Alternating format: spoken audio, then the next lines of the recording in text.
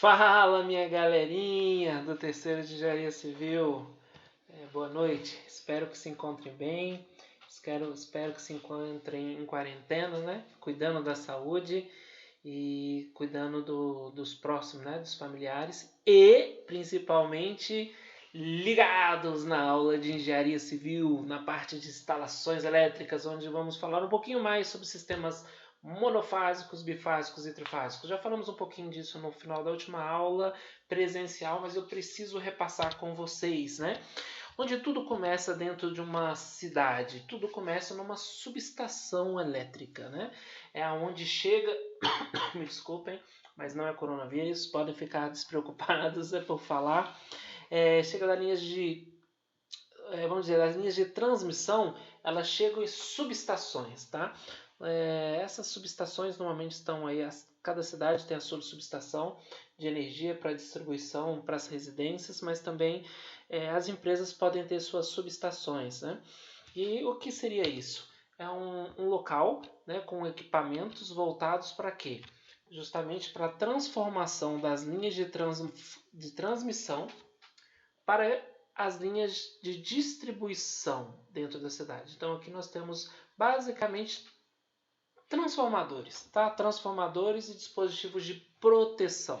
Mais para frente nós vamos falar um pouco mais do que seriam os dispositivos de proteção, mas os transformadores nós já tivemos já falei um pouquinho sobre eles também, e mais para frente nós vamos retomar um pouquinho sobre transformadores, provavelmente na próxima aula. É uma aula bem legal, que é uma aula prática com bastante exercício.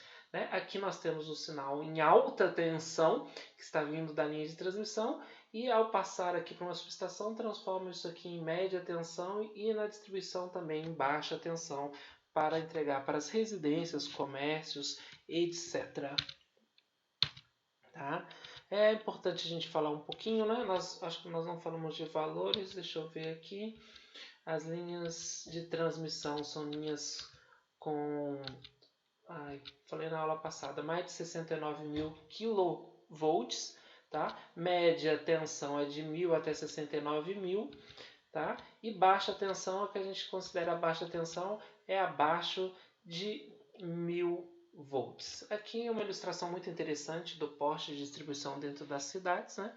Onde no poste normalmente nós temos aqui nessa parte inferior a linha de baixa tensão, que pode ir de 127 a 440 volts, né? Lembrando que aqui normalmente são 3 fases e um neutro, né, disponíveis na linha de distribuição interna. E aqui nós temos normalmente a média tensão, né, superior, onde nós temos aqui as 3 fases, tá bom?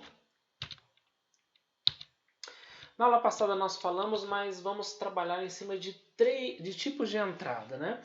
3 tipos básicos: a entrada monofásica, a entrada bifásica ou a trifásica, tá joia?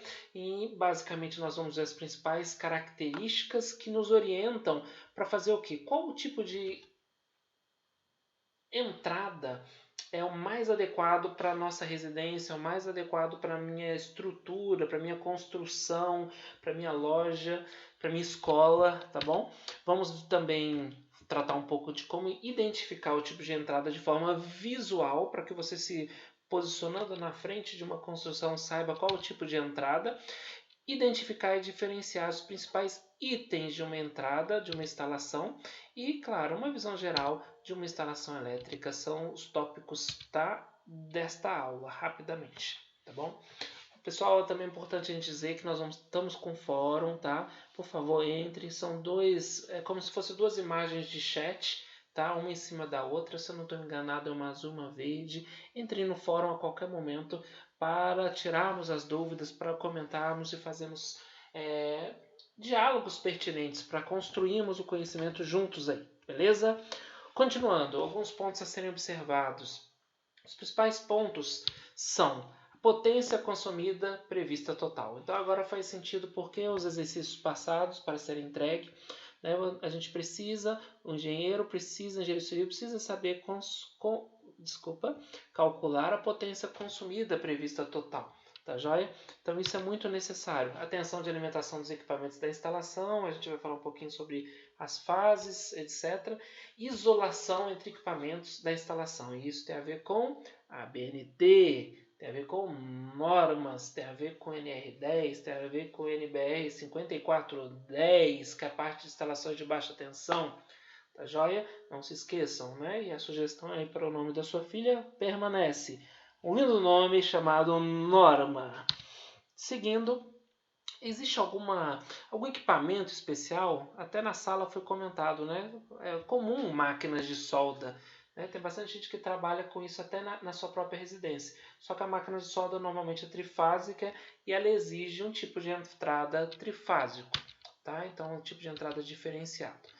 Basicamente, dos 3 tipos de entrada para baixa tensão, nós temos o tipo monofásico, que é o tipo M, M de monofásico, o tipo B de bifásico, o tipo T de trifásico, tá? São os 3 tipos de entrada, considerando aí a nossa parte de baixa tensão.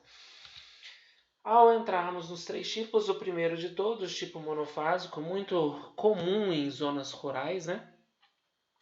E ele é um tipo onde ele é feito a 2 fios. Quais são esses fios? Um fio de fase e um fio neutro. Na última aula presencial, ainda falamos que no Brasil é muito comum você ter fase, valor de fase de 127 volts ou um valor de fase de 220 volts. Aonde de fase para fase em 127 volts nós conseguimos obter o 220 e aonde de fase para fase, usando uma fase de 220 volts, nós conseguimos obter o 380. Tá?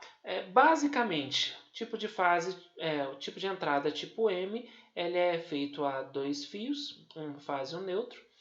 A fase pode ser 127 ou 220, e esse tipo de entrada é para atender cargas demandadas de até 7.500 watts. Tá? Agora aqui já cabe uma observação.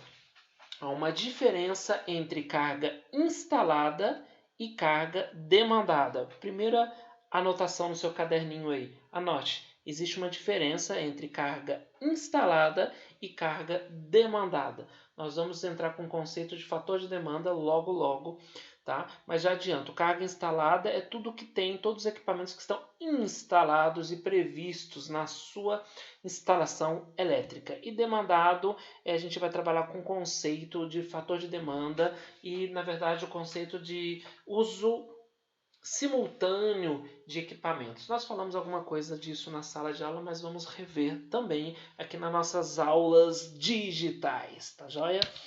Segundo tipo de entrada é o tipo B, B de bifásico, tá? Muito mais comum em áreas urbanas, mas também em áreas rurais, né? Sem problema nenhum.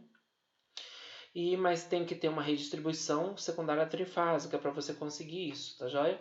Esse tipo B já atende cargas demandadas, né, de 7.500 watts até 15.000 watts, tá joia? E esse tipo de entrada já é feito a 3 fios, tá? Mas é tipo B, B é de 2, não, são 2 fases e um neutro, então são 3 fios, tá? 2 fases e um neutro, tá? Sendo cada fase podendo ser, cada fase de 127 ou 220 volts, tá joia? Terceiro tipo de entrada é um tipo de entrada menos comum para residências urbanas comuns, né? As residências urbanas de famílias tradicionais, principalmente assim no contexto do sul de Minas, mas é um tipo de entrada comum para comércio, tipo de entrada comum para escolas ou algo do tipo, tá joia? Abrange unidades urbanas, rurais, né? Desde que a distribuição secundária seja trifásica. E aí nós temos que atender cargas demandadas de 15.000 até 75.000 watts. Né? É possível uma residência com entrada trifásica? Ainda mais se pensando em uma mansão. Né? Certa vez eu ouvi um exemplo, já dando nossos exemplos práticos. Uma vez uma pessoa comentou para mim uma casinha que pegou para fazer em Bragança com 12 cômodos. 12 a 15 cômodos, se eu não estou enganado. 4 banheiros, não sei quantos quartos. Então é uma casa de grande porte que possivelmente vai ter um consumo superior aos 15.000 watts. Lembrando, demandado, não instalado. E nesse caso é uma instalação feita a 4 fios. 3 fases e um neutro, tá joia? Podendo ser cada fase 127 volts ou 220 volts. Nesse momento eu vou parar para fazer um exercício com vocês e para tentarmos estimular um pouquinho mais esse conceito de carga instalada, para depois a gente continuar com essas atividades, com esse slide e também com o conceito de fator de demanda. Tá joia? Mas vamos ter mais um pouquinho de aula posterior. Aguenta aí e vamos para um exemplo prático.